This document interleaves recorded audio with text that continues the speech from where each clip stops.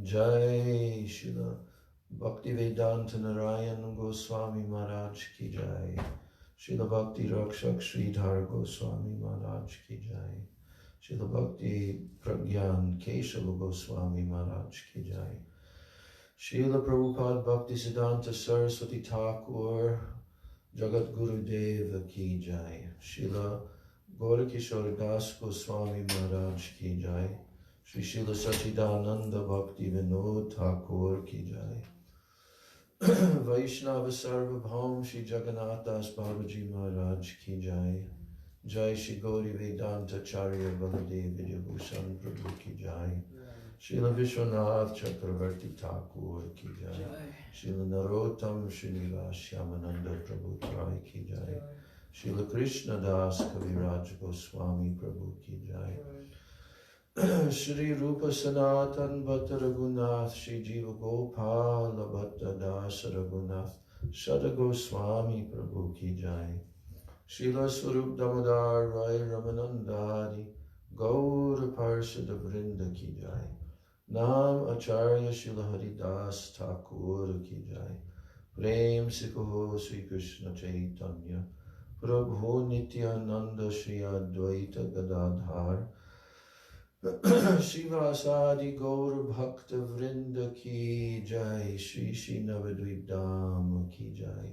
Shri Vrindavan Dham ki jai. Shri Shri Radha Krishna Gopa Gopi Go Govardhan Dvadashavanatmaka Shri Braj Mandala Dham ki jai. Shyama Kunda Radha Kunda Yamuna Ganga Tulsi Bhakti Devi ki jai. Shri Shri Radha Govinda Radha Gopinath Radha Madan Mohan Jiyo ki jai. Shri Shri Radha Gokulananda Radha Shyama Sundar Radha Raman Radha Damodar Jiyo ki jai. Srimati Lalita Vishaka Adi Ashtasaki Vrinda ki jai. Shri Rupa Manjari Rati Manjari Adi Manjari Vrinda ki jai. Srimati Vrinda Devi ki jai. Srimati Purnamasi Yogamaya Devi ki jai. Shri Gopi Swar Mahadev ki jai. Sarva Bhishta Pradata Giriraj Govardhana ki jai. Grantaraj Srimad Bhagavatam ki jai. Jai Shri Jagannath Baladev Subhadra Sudarshan Chakra Jiyo ki jai. Jai Shri Jagannath Puri Purushottam Kshetra Dham ki jai. Jai Bhakti Vigna Vinashana Shri Nrsimha Bhagavan ki jai. Bhakta Pravara Shri Prahlad Maharaj ki jai. Ananta Koti Vaishnava Vrinda ki jai. Tribhuvana Pavana Harinam Samkirtana ki jai. Samaveta Bhakta Vrinda ki jai. Shri Shri Nitai Gaur Premanandi Hari Hari Mo.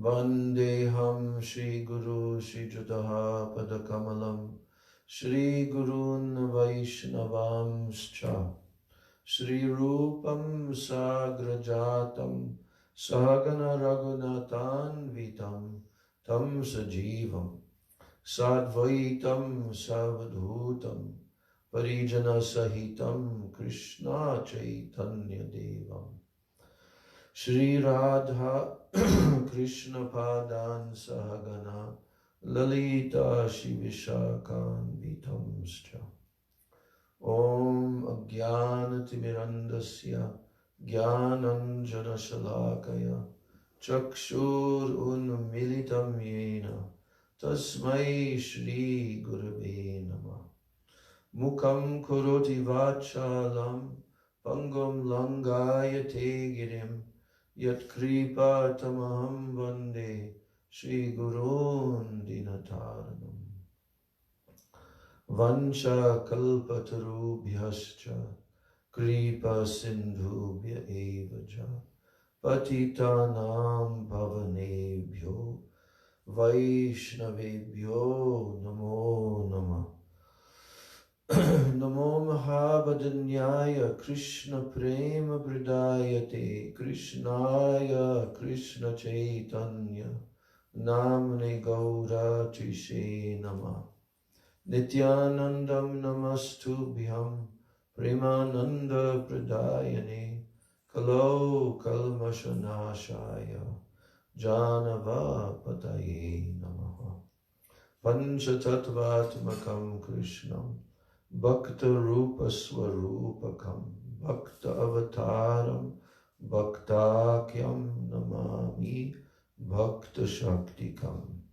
He Krishna Karuna Sindho Dinabandho Jagatapate Gopesha Gopika Kanta Radha Kanta Namostude Tapta Kanchana Gaurangi Radhe Brindavaneshwari Vrishabhanu Sute Devi Pranamami Hari Priye Brindai Tulsi Devai Priyai Keshavasya Cha Krishna Bhakti Prade Devi Satyavachai Namo Namaha Shri Krishna Chaitanya Prabhu Nityananda Shri Advaita Gadadhar Shivasadi Gaur Bhakta Vrinda Hare Krishna Krishna Krishna Hare Hare Hare Rama Rama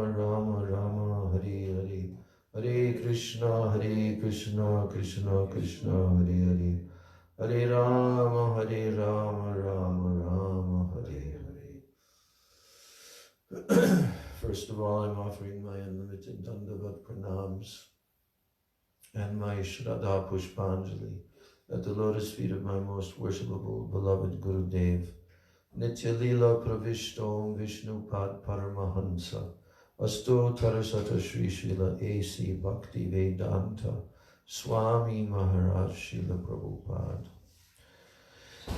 And I'm offering the same unlimited Dandavat Pranams and Shraddha Pushpanjali at the lotus feet of my most worshipable beloved Siksha Gurudevs, Nitya Lila Pravishta Om Vishnu Pad Paramahansa Asto Tarasata Sri Srila Bhakti Rakshak Sridhar Goswami Maharaj and Nitya Lila Pravishta Om Vishnu Pad Paramahansa Asto Tarasata Sri Srila Bhakti Vedanta Narayan Goswami Maharaj.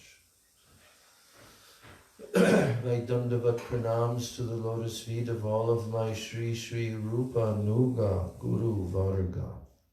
And my Dandavat Pranams to all the Vaishnavas and all the Vaishnavis.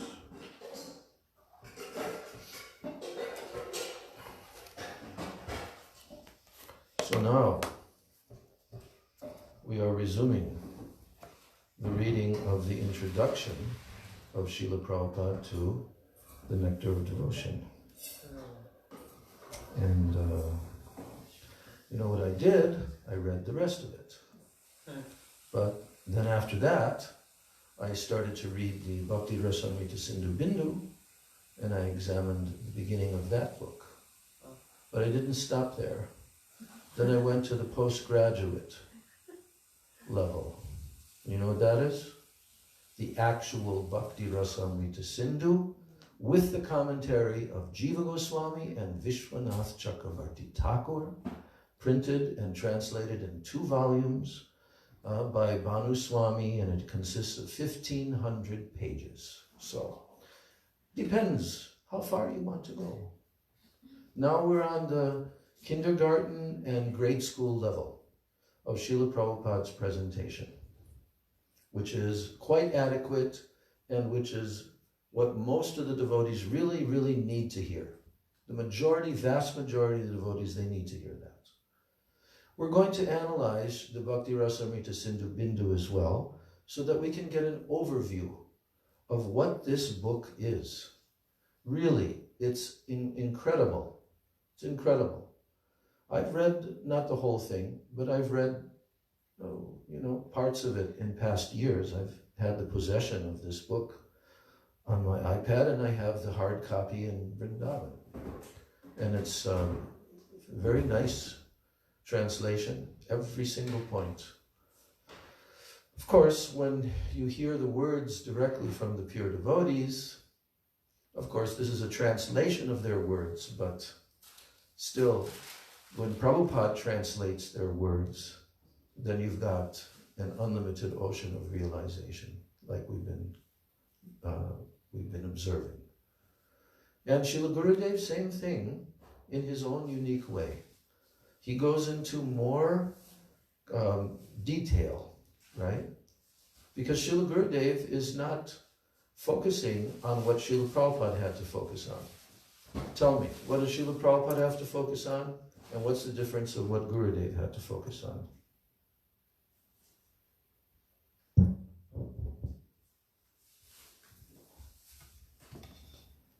Srila Prabhupada focused more on shutting down completely Mayavadism. No, I'm not talking about the subject, just the audience. Oh. What was the focus of Srila Prabhupada's translating and purports and presentation? Who was he thinking about that will be hearing this? He did say in the beginning that it was for those who are already practicing. That's true. But I guess under the pretext that it's brand new devotees. Okay. You want to add anything? Gurudev always said that Prabhupada had to come and cut so many jungles. So he not only was preaching to brand new people who had never heard of Krishna, or if they had, they just didn't understand who Krishna is, and who Chaitanya Mahaprabhu is and what is this movement. But also who were starting from so many different habits, right? So I had to break all of these habits of that as they were raised in Western conditioning and culture. Yeah, and misconceptions. And misconceptions. Yes. And really sort of teach the basics of who is God and who are we, and what is this bhakti, what is this body, and what is the process for attaining Krishna Sambandha service. Gyan, all of that. And then Gurudev came and he said he's just stepping. Remember he gave the description of the caterpillar walking from one leaf to the next. Okay, So tell. Gurudev was saying like the caterpillar, like the ABCs, you start on the first leaf, and then you step to the next leaf and the next leaf. So now Gurudev is coming, and many people who he's speaking to and presenting these books to have been practicing for many, many years. Right. And now it's time to go deeper and explain more deeply what all our what is sadhana bhakti and what is the goal. Very good. That's very good. So, what was the basis of his, his presentation in his Srila Gurudev's, in his Western lectures? What was the basis? The basis is Prabhupada's books. Did he start opening up his own books and reading from them? No. Why did he open up Prabhupada's books? He opened up the Chaitanya Charitamrita. He opened up Upadeshamrita in the very beginning. In the very beginning, especially his lecture series on Upadeshamrita. Upadeshamrita, we did not even get that until practically 1975, 10 years after Prabhupada arrived. What does that mean? That means that Srila Prabhupada was being very careful in what he was giving. Of course, he had great projects to complete, especially to complete, Srimad Bhagavatam, which he was not able to fully, and Chaitanya Charitamrita, he was able to complete that. So these were like urgent, very, very urgent. So he didn't sidetrack very much at all. But at one point, he gave his Upadeshamrita nectar of instruction. And when I first saw that, I had already been a devotee for 5 years. And I was like surprised. Oh, this is such a small little book by Rupa Goswami, but so important. I wonder why Prabhupada only waited till now to give that to us. He also gave other small book in the beginning, Sri Ishupanishad. Also, it's a small book, But everything was there in Prabhupada's, especially Nectar of Devotion. Because the Upadeshamrita of Rupa Goswami is, of course, unique in its own way. But what's covered there is completely covered exhaustively in the Bhaktirasamita Sindhu and in Prabhupada's presentation. So much detail is there. What should one do? What should one not do? All of these things are there, guiding us. So the Upadeshamrita, as you know, is just 11 verses, and it's just a very simple, straight to the point presentation. We learned later on from Gurudev's presentation of his purports of Bhaktisiddhanta Saraswati Thakur, how did this Upadeshamrita originate? Where did it come from? And you know that story? It's in the last purport of Bhaktisiddhanta Saraswati, in the last verse of Gurudev's Upadeshamrita. And he tells the story of how Chaitanya Mahaprabhu, in his very last period, while he was still present on the planet, he was going deeper and deeper, as we read in Chaitanya Charitamrita, Antya Lila, into very, very extreme moods of separation, right? And in this kind of pastimes that he was exhibiting, he would sometimes be lost. He would faint just by seeing the blue ocean. It would make him faint, like Srimati Radhika, tasting Radha Bhav. So on this particular occasion, Mahaprabhu was on the ocean front, on the sand beach, with his followers who were there. And Rupa Goswami was one of them who was present.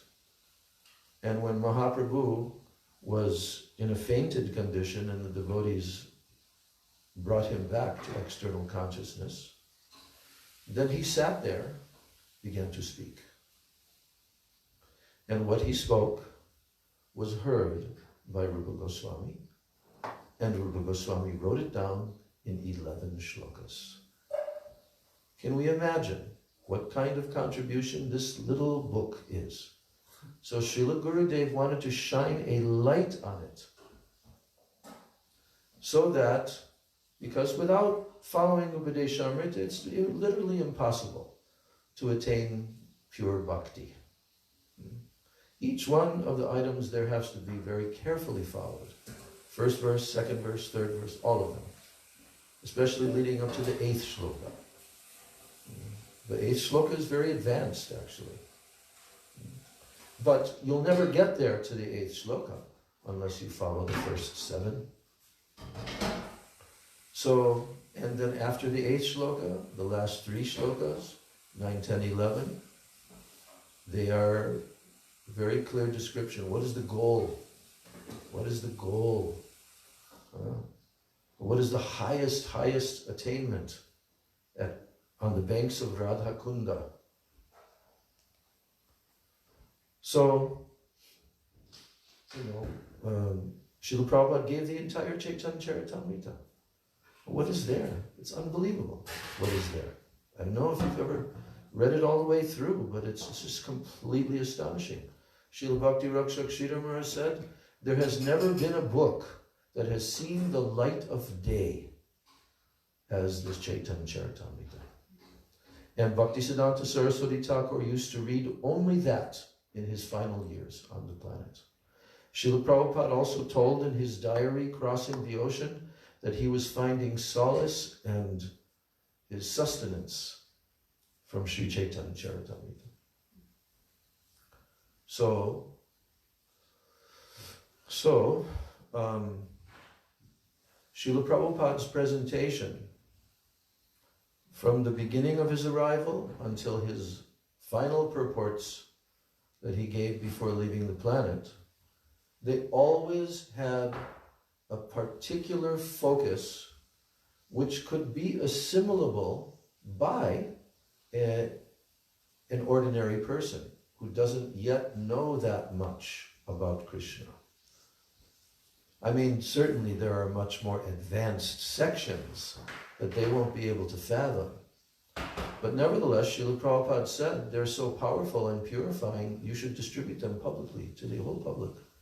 Imagine the public getting Antya Lila, Chaitanya Charitamrita. Okay? So, but this is the thing. They are all purifying. Tavakatamritam tapta jivanam kavivir iditam kalma shapaham shravana mangalam srimadatatam bhuvini grinanti ye buridajana. So that verse spoken by the gopis in the Gopi Geet. Beautiful purports Srila Sridhar Maharaj gave for that. And our Gurudev as well. But everything is fully purified. The whole Shravana Mangalam, it is supremely auspicious. So that's the mood, and Gurudev said the same. He was also being asked, which of my books, which of your books can we distribute on the streets? And he said, all. Then he said also, all for all. And he was also asked, what is the most important thing in your mission? He says, number one, my books. So Srila Prabhupada used to say exactly the same thing. The fact of the matter is, if a person comes in contact with the Krishna consciousness movement, they're very fortunate, certainly. And once they begin to practice and adapt that into their lives, they become even more fortunate. But the fact of the matter is, unless somebody hears chants regularly and reads the literatures or attends readings of the literatures, they will not advance very much. It is a fact. I can show you quotes in Prabhupada's book, in the Chaitanya Charitamrita. Yeah. He's saying, every student of the Krishna consciousness movement must read every book that has been published. Then he named them. Srimad Bhagavatam, Chaitanya Charitamrita, Nectar of Devotion, like this. It's in a purport. It's in a purport in relation to what Krishnadas Kaviraj Goswami wrote in a verse. It's something to the effect, the verse is saying, that men become very strong by eating grains. Our vitality comes from food grains, rice, dal, and so forth. So in the same way, one will become very strong by hearing and reading these pastimes of Sri Chaitanya Charitamrita. So then Srila Prabhupada in his purport, he writes, I remember it very clearly because it really stood out at that time. Prabhupada said, every student of the Krishna consciousness movement must read every book that's been published. Otherwise, they will simply eat, sleep, and fall down from their condition, from their spiritual position, thus missing an eternal life of bliss and knowledge. That's pretty serious. I was about to enter university. But the more that I hear from persons who have gone through the university, like Gaur Sundar Prabhu down in LA, he's told me so much about his university life. KK. I'm a dropout. Yeah, but the point that I'm making is that in order to go through university, to earn your degree, you have to work very hard. Am I correct or not? Correct. At the beginning of a semester, right? My understanding is that at the beginning of each semester, of the 4 years or whatever it is, or 8 years, you are given a list of books, is it not? Yeah. How big is that list? It depends on who's assigning it. If it's mine, it's kind of... If you're assigning it, Yeah. you mean? Yeah. It depends on the class, but yes, sometimes it's significant. Well, Gaur Sundar told me that in most cases, not just the course that you're teaching, but they have a whole, what is called, syllabus, right? He said every semester the books were like this many. For sure. Okay, confirmed. So if a person comes to the Krishna consciousness movement and they actually think that they don't need to read the books, here? I see that so many are not. And that's why Srila Gurudev tried to wake everybody up by giving Upadeshamrita class lectures here. Huh? Really, what he came to give is the conclusion of all the Goswami literatures, the final conclusion of that. What's that? Radha Dasyam. Huh? Service to the lotus feet of Srila Rupa Manjari. This is inconceivably high. You can read the final chapter of Sri Guru and His Grace of Srila Bhakti Rakshak Sridhar Maharaj, called The Line of Sri Rupa. Just read and relish that. Then you get the perspective. See? So, he used to stress, Srila Sridhar Maharaj, that we are all students. He would include himself in that category. Actually, we are all students. Not finished professors, he said. And we will remain students forever. And that is our greatest good fortune. Why?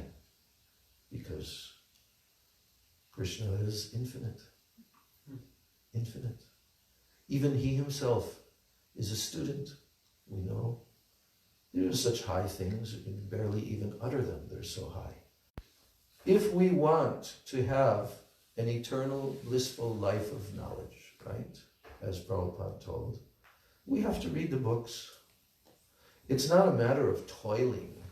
This is not like in university where you have this uninteresting book and you have to like plow through it and take notes and listen to lectures on it, and I don't even know how they can do like that. Tremendous amount of discipline and determination. And of course there's a goal to achieve, right? That unless that goal was fixed, bye-bye, right? So, yes, so we're studying the most sublime literatures, the most sublime teachings that have ever come on the earth planet from the most exalted, pure personalities that have ever appeared in our universe, right? Rupa Goswami. Rupa Goswami is top level. Expansion of Srimati Radhika's own form, Rupa Manjari. These Ashtamanjaris are expansions, bodily expansions of Srimati Radhika in a different way than the Ashtasakis are. They're directly personalities, expansions of her, right?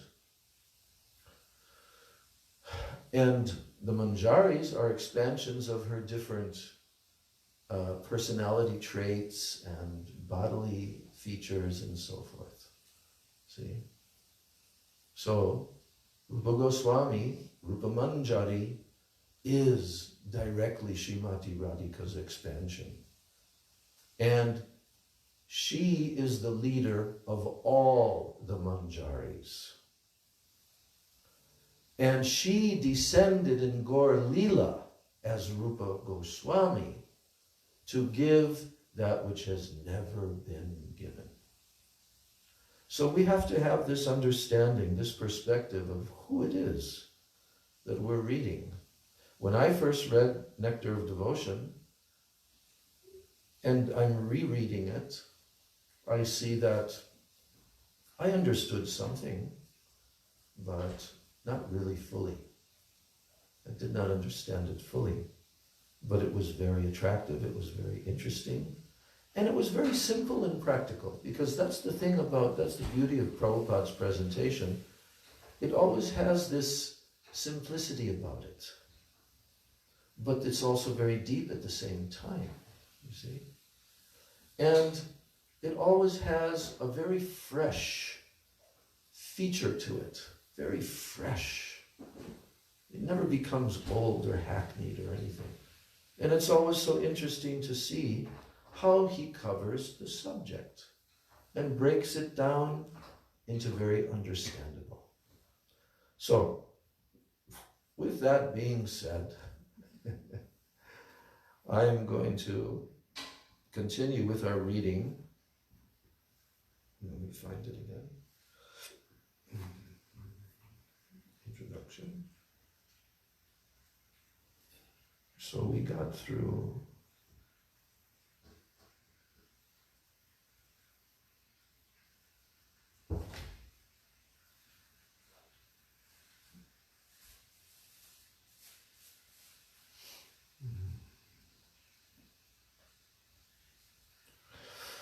I think we got up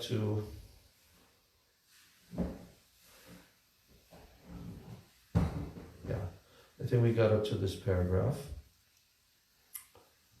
that this devotional service is a sort of cultivation. Do you remember hearing that? Yes. He says this devotional service is a sort of cultivation. It is not simply inaction for people who like to be inactive or devote their time to silent meditation. This is a big topic. Action, inaction. Karma, akarma. In Bhagavad Gita, Krishna goes over that topic quite explicitly. One who sees action in inaction and inaction in action actually sees. So you have to study that. You have to comprehend what Krishna is saying. So Prabhupada is saying that, why is he saying this? Because he's discussing the definition verse. We've already been reading his explanation of Anyabhilashita Shunyam. So he's continuing on with that. And he's making the point that this devotional service is a sort of cultivation. Why is he using the word cultivation? Because he's going from the purports of Vishwanath Chakravarti Thakur, which we'll also be reading. But the point is, Anukulyena Krishna Anushilanam. So the term Anushilanam, Shila, and Anushila, all of that is going to be described. And we'll have to understand it very deeply, each and every syllable, each and every word of that verse. Srila Gurudev used to glorify this verse of Rupa Goswami by saying that there are actually quite a number of different verses found in various Vedic literatures which are describing what pure bhakti is. Okay? Just like in Srimad Bhagavatam, 2nd chapter, 1st canto. Savai pungsang paro dharmo yato bhaktir adhokshaje ahoituki apratihata ye atma suprasidati. So there it is saying ahoituki, unmotivated, without any other cause or motivation, and apratihata, it is uninterrupted. Uninterrupted, constant flow. So Rupa Goswami has also told that in his definition verse, but much more. So Gurudev said there's no verse that you'll find anywhere as complete and perfectly defining what is Uttama Bhakti as that verse. So that's why it's so important to study it word for word, everything to understand. So what Prabhupada is doing now, he's explaining in a very simple way. He's saying, this devotional service is a sort of cultivation. It is not simply inaction for people who like to be inactive or to devote their time to silent meditation. Because Prabhupada was confronting that. There were so many misconceptions at that time in the 60s when he came about yoga and meditation and all of that, and people had they had been contaminated actually by different Mayavadi teachers and gurus and swamis and books that were circulating around for those who were a little bit intellectual. They had this misconception that spiritual life means silent meditation, inaction. Okay? So he's saying that this devotional service, it's a sort of cultivation. It is not simply inaction for people who like to be inactive or devote their time to silent meditation. There are many different methods for people who want this, who want the silent meditation and all of that. There's many different methods. But cultivation of Krishna consciousness is different. The particular word used by Srila Rupa Goswami in this connection is what? I just said it. Anushilana. Okay? So this is the word Rupa Goswami is using. And then he says, Anushilana, or cultivation by following the predecessor teachers, acharyas. It's very interesting how Prabhupada immediately interjected Anushilana, because Anu means in Anugatya. So in Gurudev's translation of Bhaktirasamita Sindhu Bindu, then you'll see so much more very specific discussion about what does it mean to be under guidance, Anushilana. But Prabhupada covers that also. Jai Shishi Guru Gauranga Radha Govinda Ki Jai. So, yes. The particular word used by Srila Rupa Goswami in this connection is Anushilana, or cultivation by following the predecessor teachers, acharyas. As soon as we say cultivation, we must refer to activity. See? Without activity, consciousness alone cannot help us. All activities may be divided into two classes. All activities may be divided into two classes. One class may be for achieving a certain goal, and the other may be for avoiding some unfavorable circumstance. That's the two categories of all activities. What is the first one? Achieving a certain goal. And the second one? To avoid some unfavorable, yes, unfavorable circumstance. In Sanskrit, these activities are called pravritti and nivritti. Positive and negative action. There are many examples of negative action. For instance, a diseased person has to be cautious and to take medicine in order to avoid some unfavorable illness. This is negative action. Those who are cultivating spiritual life and executing devotional service are always engaged in activity. So here he's told, spiritual life means activity, not inaction. They're always engaged in devotional service, always engaged in activity.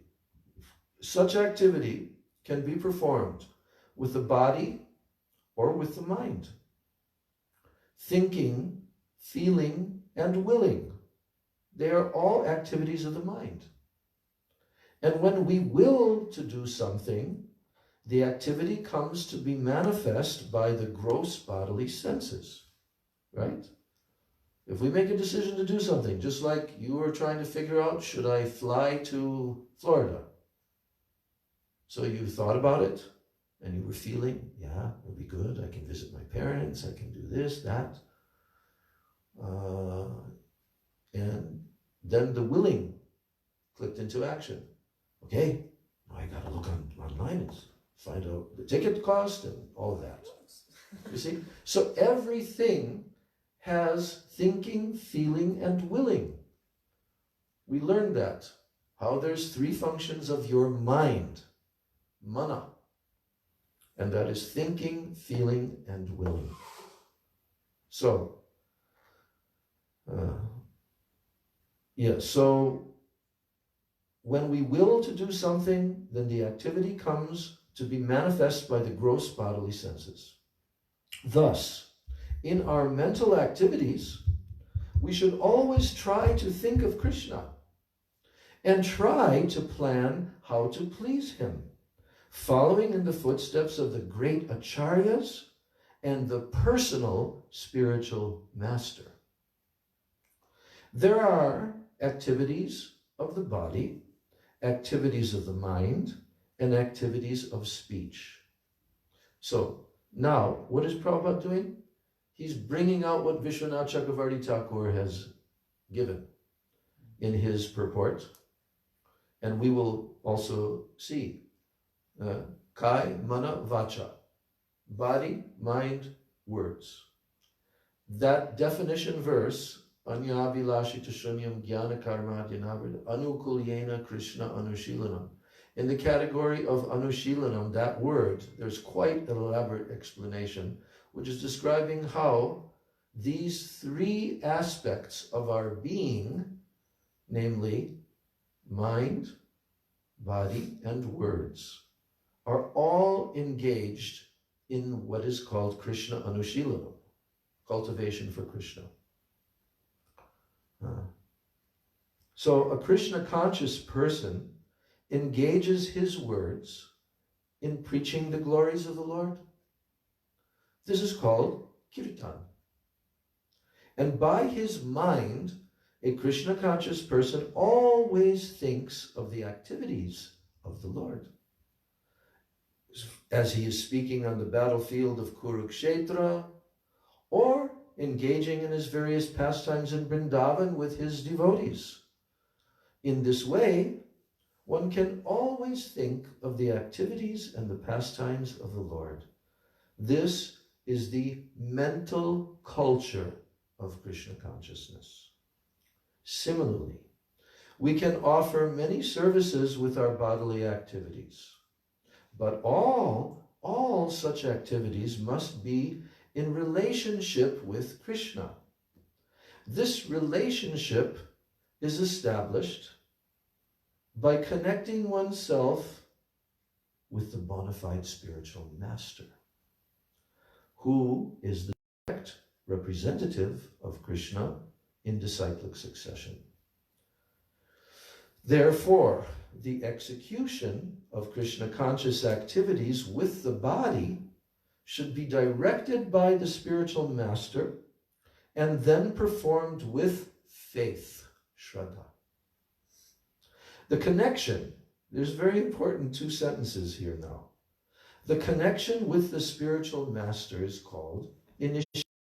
Devotee and surrender to that pure devotee, at least attempt to surrender and receive the mercy of that pure devotee through initiation, then that dormant relationship with Krishna, Bhakti Lata Bij, cannot be established in the heart.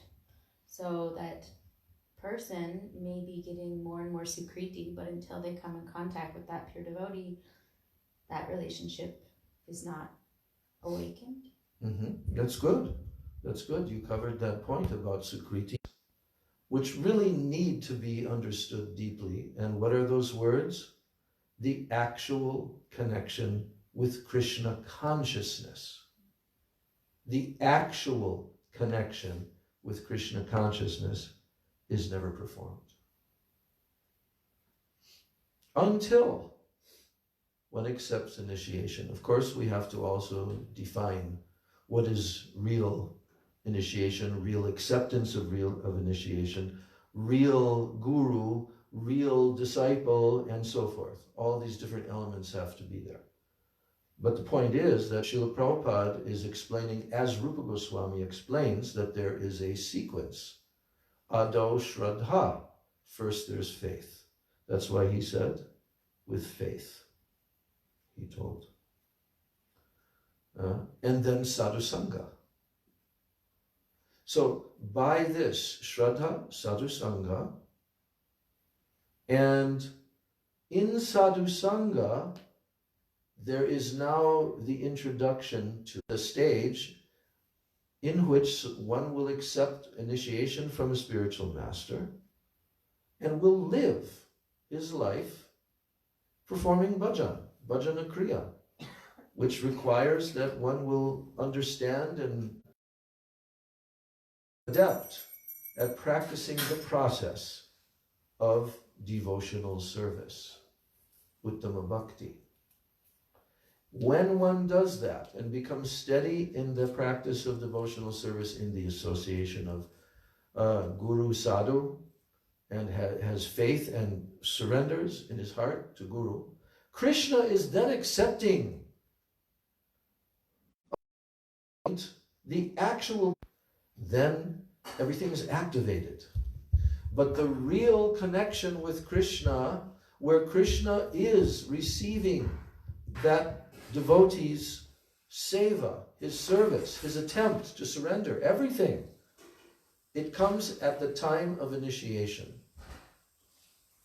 Now, like I said, initiation also has different aspects that have to, there's not that much of a mature understanding, and therefore there's not as much of a mature surrender and embracing the process and so forth. But they're given a chance to begin. But until one becomes an actual disciple, Vidvad Rudhi Diksha, Vidvad Rudhi, it is called, then real. So until that point, one is on a lower level of Kanishta, but gradually they advance, you see. So that's why Prabhupada is mentioning here this important point, that initiation is essential to really begin the process of executing the practice of Bhakti Yoga. So this cultivation of Krishna consciousness has three general energies, namely the external energy, the internal energy, and marginal energy.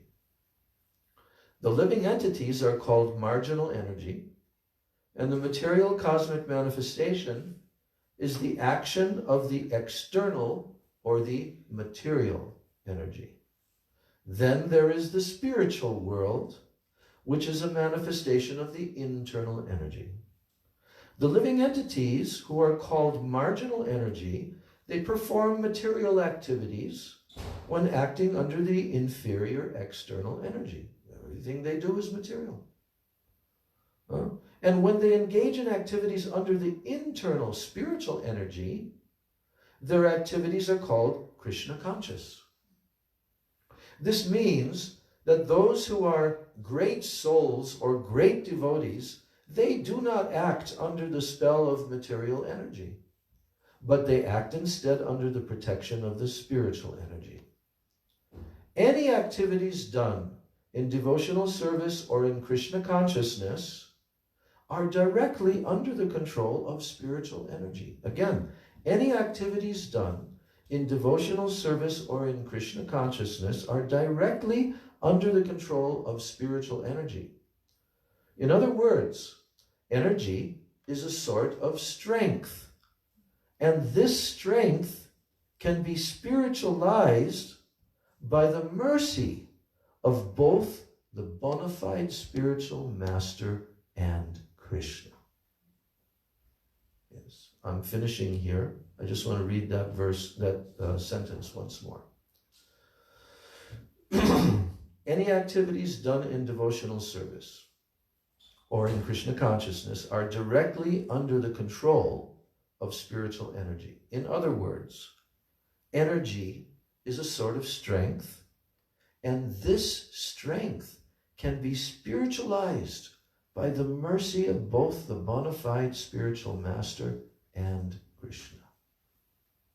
So this is the key. This is the secret. And when one comes to this understanding, like devotees here are so fortunate because Gurudev came here personally and in a very personal way interacted with all the devotees over so many years, even the children, right? And they developed some faith, some attachment, some like that. So, but at the same time, all of them, they will have to come into the process in their lives in a practical way. In a practical way, they'll have to do this. And that's why it's essential to read these books in the association of the Vaishnavas. Then everything becomes executed properly. Okay? Shri Bhaktirasamita Sindhu ki jai. The nectar of devotion ki jai. Srila Prabhupada ki jai. Shri Rupanuga Guru Varga ki jai. Ananta Koti Vaishnava Vrinda ki jai. Nitai Gaur Prema.